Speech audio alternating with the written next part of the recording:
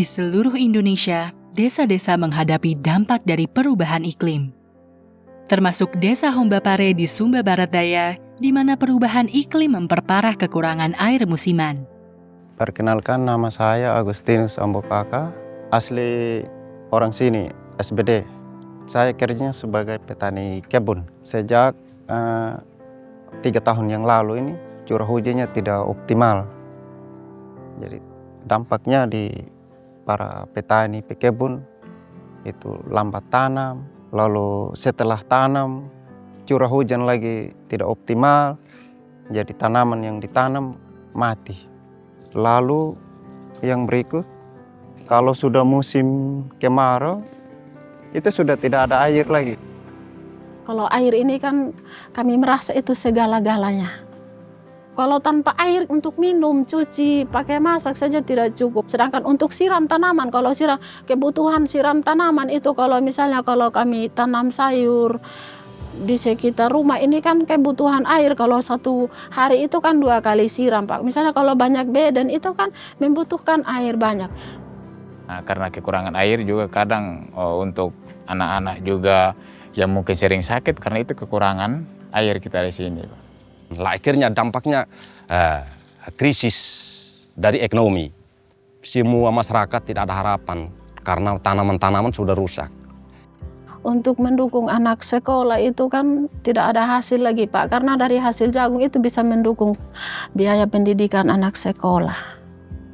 Dengan adanya perubahan iklim global saat ini, hampir sebagian besar wilayah Kabupaten Sumba Barat Daya sulit memperoleh sumber-sumber air permukaan. Hal ini memperparah kondisi di Kabupaten Sumba Barat Daya.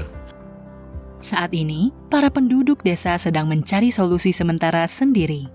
Bagi yang punya uang, biasanya mereka membeli air tangki yang harganya juga cukup mahal.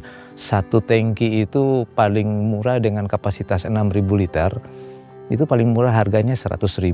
Jika jaraknya agak jauh, agak masuk ke perkampungan itu bisa mencapai 150.000 per tangki. Ada bak air hujan yang kita buat untuk tampung air hujan.